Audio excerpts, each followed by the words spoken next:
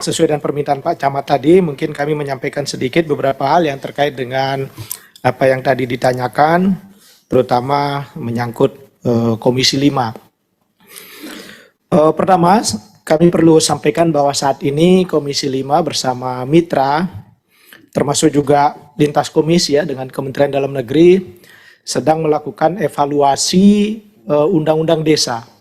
Ya, Undang-Undang nomor 14, Undang-Undang nomor 9 Pak ya, tahun 2014 tentang desa, supaya kita, ya Undang-Undang nomor 6, untuk kita lakukan revisi.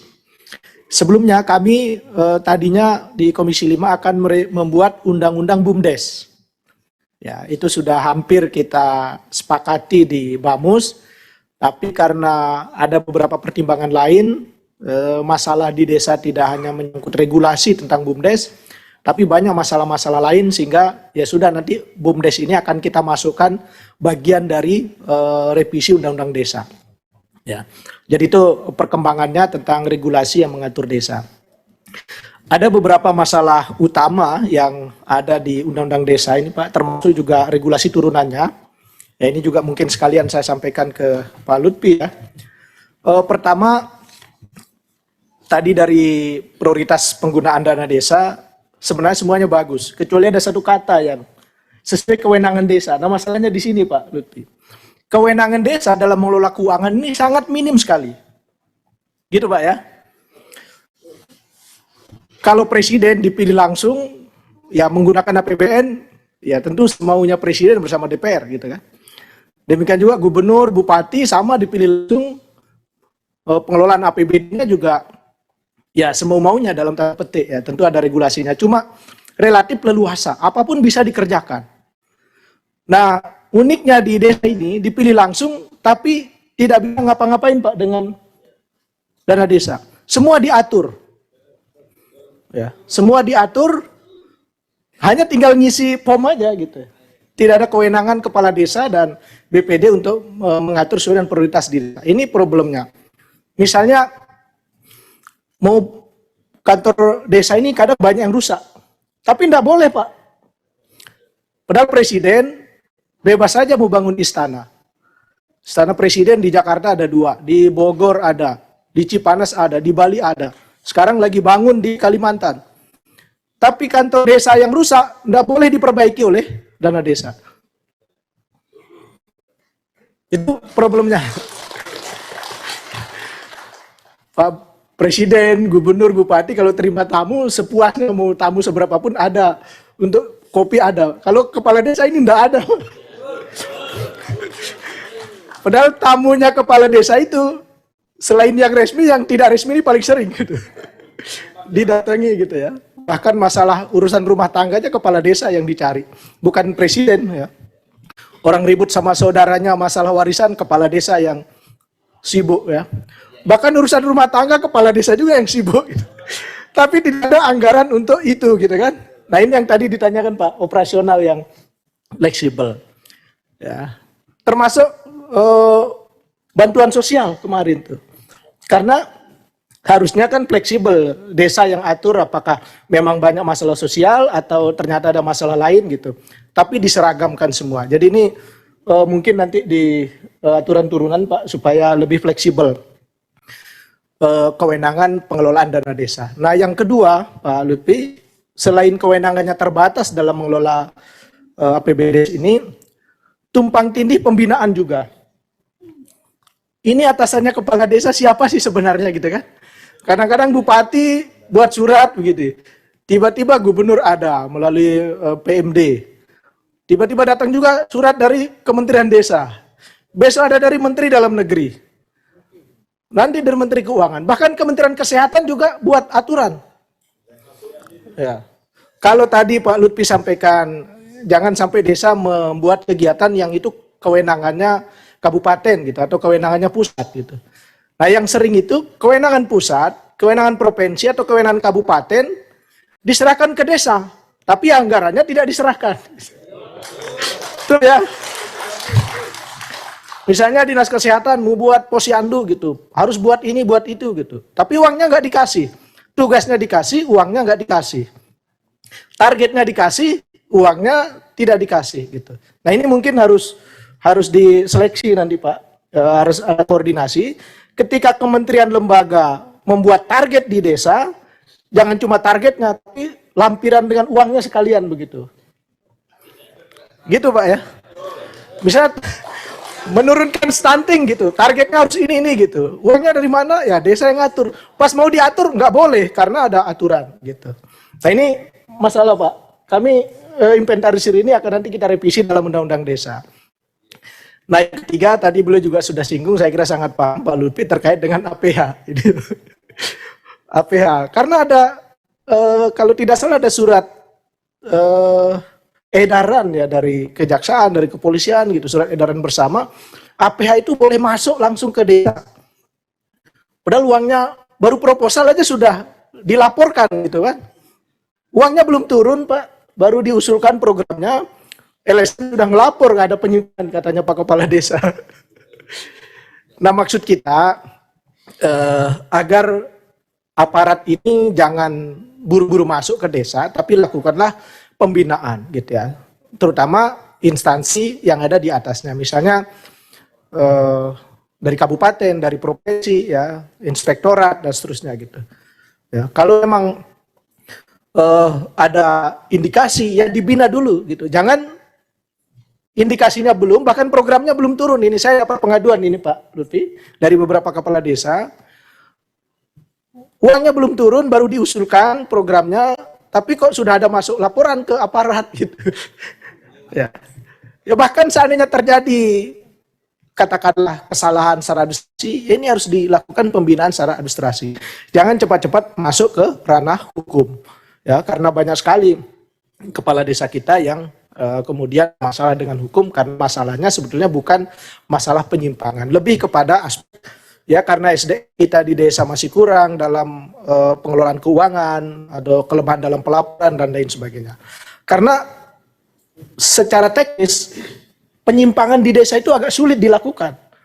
Ketika ada proyek, masyarakat ada di situ, pengawasannya itu lebih ketat gitu, sulit untuk dilakukan manipulasi gitu. Kecuali memang ada kelemahan secara administrasi. Ya, oleh karena itu mungkin nanti perlu ada semacam kebijakan agar hal-hal yang sifatnya pembinaan di desa ini tidak mengedepankan penegakan hukum tapi pembinaannya gitu ya.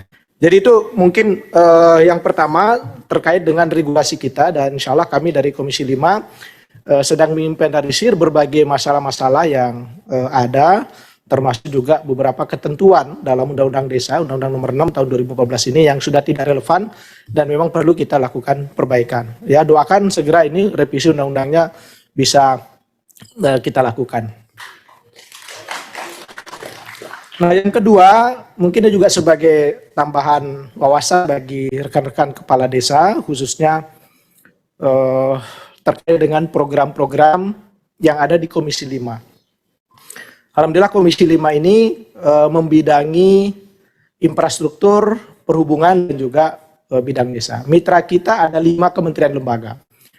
Yang pertama adalah Kementerian PUPR, kemudian Kementerian Perhubungan, Kementerian Desa, Transmigrasi Daerah Tertinggal, kemudian ada juga BMKG, ya, Badan Meteorologi, Geofisika, Klimatologi, dan Basarnas, ya, Badan Nasional Pencarian dan Pertolongan. Jadi ini 5 kementerian lembaga yang menjadi mitra Komisi 5.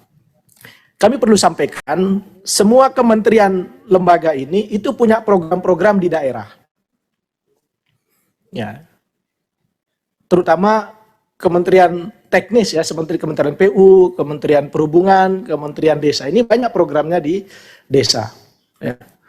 Terutama program yang berbasis masyarakat. Jadi infrastruktur berbasis masyarakat. Nah, tentu saja ini penting diketahui oleh Bapak Kepala Desa supaya program-program ini bisa diakses. Kadang-kadang Pak Kepala Desa ini tidak tahu apa programnya, kalaupun tahu judul programnya, apa syarat-syaratnya, nah itu sering sehingga sering tidak dapat. Gitu. Nah, ini saya sampaikan sedikit bocoran tentang syarat-syarat untuk mendapatkan program itu. Gitu Pak Lutfi, izin.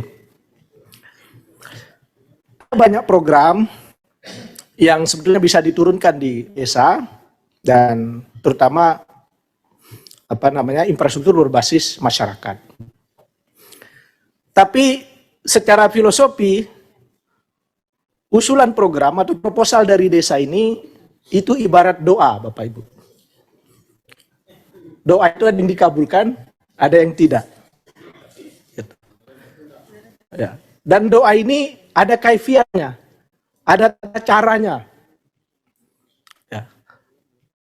Ada waktunya yang istijabah gitu. Ya. Kalau kita berdoa pada saat berpuasa itu lebih dikabulkan daripada sedang melakukan, ya mungkin sedang duduk-duduk di senggigi misalnya gitu. Nah, itu biasanya tidak dikabulkan kalau berdoa. Atau ada juga tempat-tempatnya, kalau kita berdoa di depan Ka'bah tentu lebih makbul daripada Bapak di senggigi bertanya gitu ya. Bahkan ada orang-orang yang doanya lebih dikabulkan daripada orang lain. Ya, doa para wali, doa para tuan guru mungkin lebih dikabulkan gitu ya, karena kesolehannya gitu. Nah, maksud saya ini juga perlu diketahui oleh Bapak Kepala Desa. Kira-kira apa kayak doa ini dalam konteks proposal, apa syarat-syaratnya? Ada 4. Ya. Yang pertama ada yang disebut dengan readiness kriteria. Ada syarat-syarat administrasi. Ya. Nah, ini mungkin nanti secara teknis bisa interaksi dengan kami, tapi syarat-syarat administrasi ini penting. Misalnya kalau butuh tanah harus ada sertifikat tanah gitu. Atau ada data-data pendukung, ya. Ada kelompok, mana kelompoknya, mana legalitasnya, mana aktenya misalnya. Atau ada surat dari desa mana, mana rekomendasi dan seterusnya. Itu namanya readiness kriteria. Jadi kesiapan, kriteria kesiapan dari program itu siap dilaksanakan di desa. Nah, ini perlu. Misalnya ada program kalau di Kementerian PUPR ada BSPS, ya, bantuan stimulan perumahan swadaya. Itu apa syarat-syaratnya? Ya, harus ada orangnya, ada tanahnya, ada rumahnya, dan seterusnya. Ini maksud saya dengan readiness kriteria. Nah, yang kedua, ya tadi persyaratan administrasi ya. Yang kedua, kaifiatnya atau tata cara berdoa dalam proposal kita itu, judul program Bapak-Bapak ini harus sama dengan judul program dari pusat. Jangan sampai beda. Karena pusat atau pemerintah provinsi atau pemerintah kabupaten kan harus sejalan. Jangan sampai pemerintah mau ke selatan tapi desa mau ke utara, nggak nyambung. Nah, satu contoh ini kenapa ya saya bocorin sedikit ya. Apa banyak program kita masuk ke Lombok kemarin, ada judul pemerintah membuat kebijakan ya, kawasan pariwisata Mandalika. Saya banyak buat surat usulan, judul banyak Mandalika. Pemerintah pusat kalau lihat ada Mandalika, kita setuju. Padahal sebenarnya program ini tidak ada hubungannya sama Mandalika.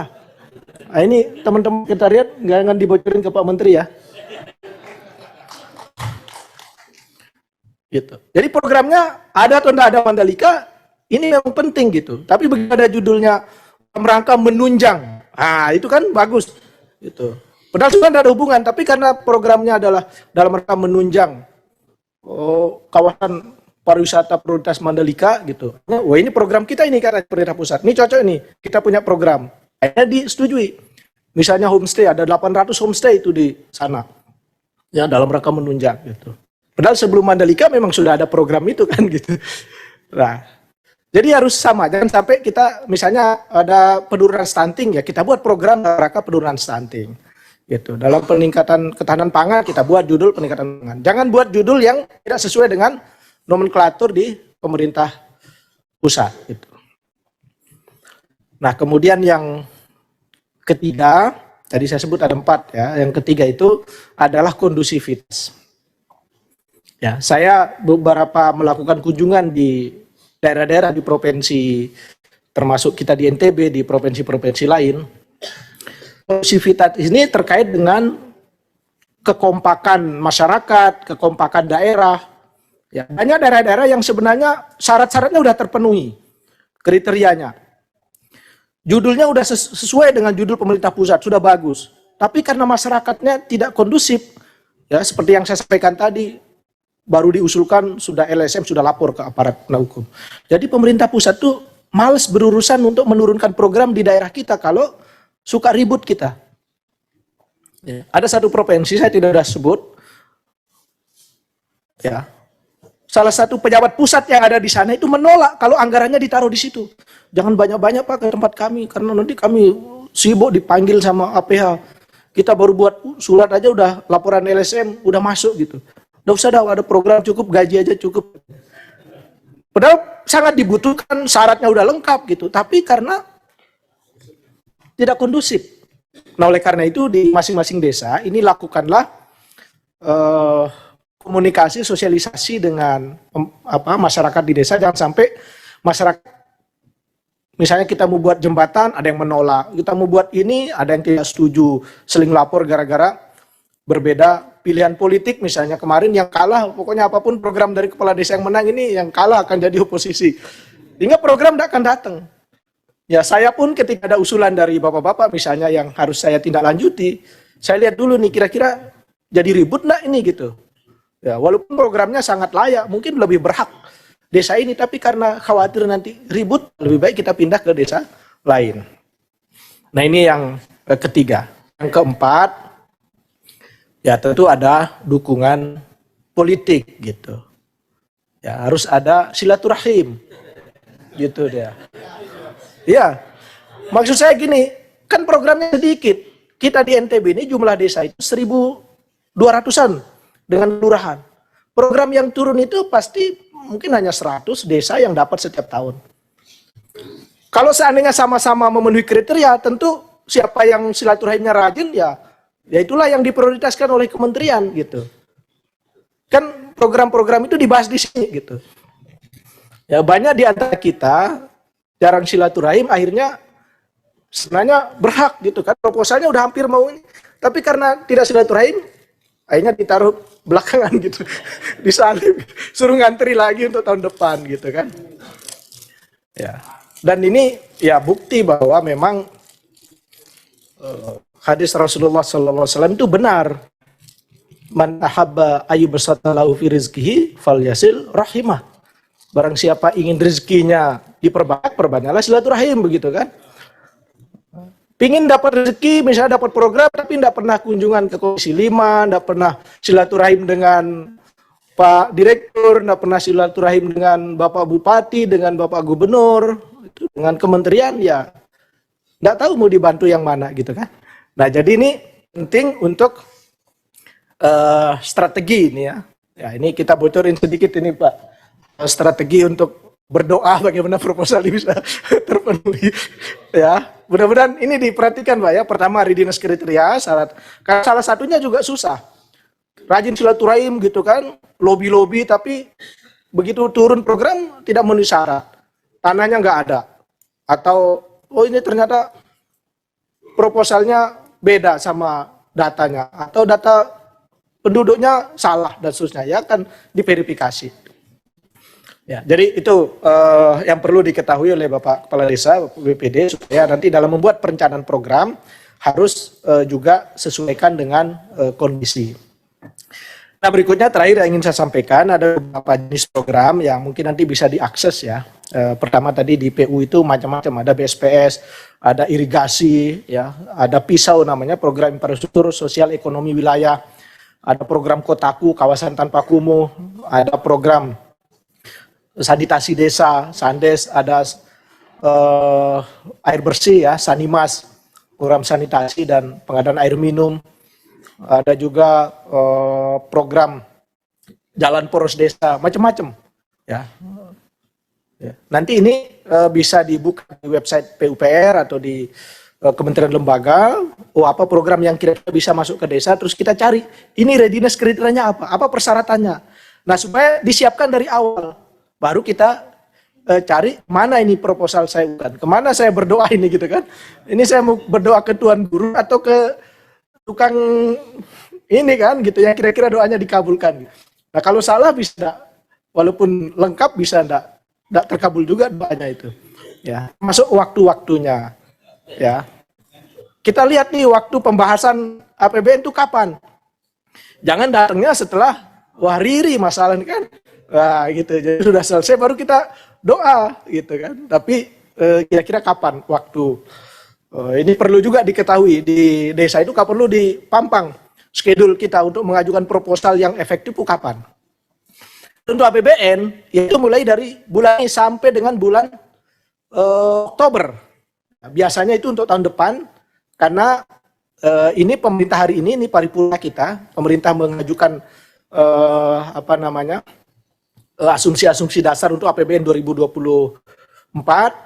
Nah, kemudian tanggal 16 Agustus pemerintah mengajukan nota keuangan. Nah, itu dibahas. Nah, pada saat dibahas, sebelum dibahas dan pada saat dibahas itu waktu yang tepat untuk mengajukan proposal. Baru biasanya pada bulan Oktober ya. Agustus, September, Oktober itu awal Oktober biasanya penetapan APBN sudah diketok gitu, palunya itu.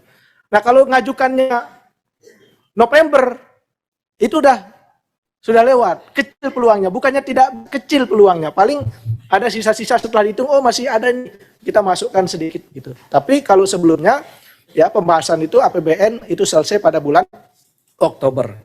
Sehingga proposal diharapkan ya ke kementerian manapun nih.